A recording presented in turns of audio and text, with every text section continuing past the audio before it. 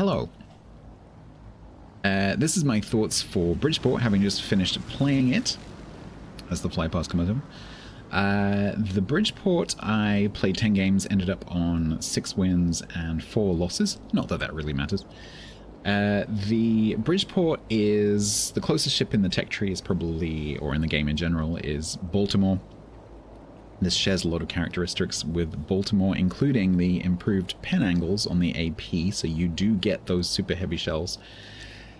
However, the shells have slightly lower damage on both the AP and the HE, damage output slightly lower, and the ballistics are slightly more sluggish than, say, Baltimore, and you can feel, well, at least I think you can feel that. It's pretty difficult to shoot things, especially small things that are at distance. It's pretty hard. So if you struggle with the American ballistics, you're going to struggle even more with Bridgeport. However, you get very good concealment, so you can actually get quite close to things and surprise them. You don't have a radar, but you do still have a hydro. You have a heal, which Baltimore doesn't have. And you have a time-based reload booster. And this thing is really nice. I really like this. Because unlike a pop it and use it kind of reload booster that a lot of other ships have, this one doesn't really have a cooldown. So the cooldown is 4.8 seconds, which is next to nothing. And so what that means is you can toggle it on and off and on and off as much as you like within that 1 minute and 20 second total. And so, yes, you can, if something does something stupid in front of you, let's say a cruiser just parks broadside in front of you, yes, you can just pop the reload booster on and just take it apart. Of course you can do that. But there's also a couple of other situations which are really interesting, which is, for example, I found myself in one match a few days ago. A ship, a cruiser, was broadside to me. I tagged it with the first shot, and I was almost through my reload, and I noticed that it was going to go unspotted because there was an island between us, and it was going to go unspotted. And so I was able to just pop the reload booster just for like 3 seconds, just to top up my reload and let me take another shot, which I would not otherwise have been able to take. And so you can use it in little spurts as well as leaving it on.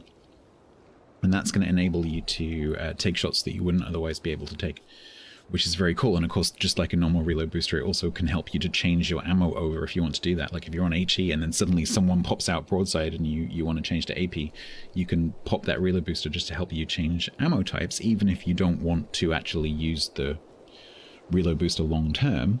Maybe it's a kill shot. And so you can, unlike the reload booster on the other ships, where you pop the reload booster and maybe you kill the target and then you've wasted the rest of the reload booster, this isn't like that. Because you can literally just toggle it on, use it, and then toggle it off again within a couple of seconds. You can like literally just use like 1 or 2 seconds of it and then turn it off again. So I really like that. It's really cool. But you are playing off against not having the radar and the worst ballistics and the slightly lower damage.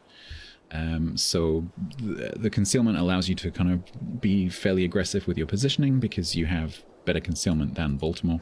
So 9.5, pretty good for 8-inch guns. Because that also gives you quite low smoke firing as well, 6.8 if someone shares a smoke screen with you. So this would work well in a division with a smoke firing, a smoke destroyer or a smoking cruiser. So do I recommend this? Given that it's free and you can get it from the current event as I record this? Yes. However, there are plenty of other really good tier 8 and 9 and tier 7 premium and tech tree American cruisers. So this thing has some serious competition. So if you're a bit stuck for time and you don't have time to grind for it, don't worry about it. You're not missing out on a really amazing ship that you can't get elsewhere. You can get a similar experience from some other ships. But if you do have time to grind for it, it's worth having. It's definitely a good ship. And I do recommend it. But don't worry if you just want to play your Baltimore, that's cool too. There you go. That's my thoughts. Come and find me on Twitch or YouTube. See you soon.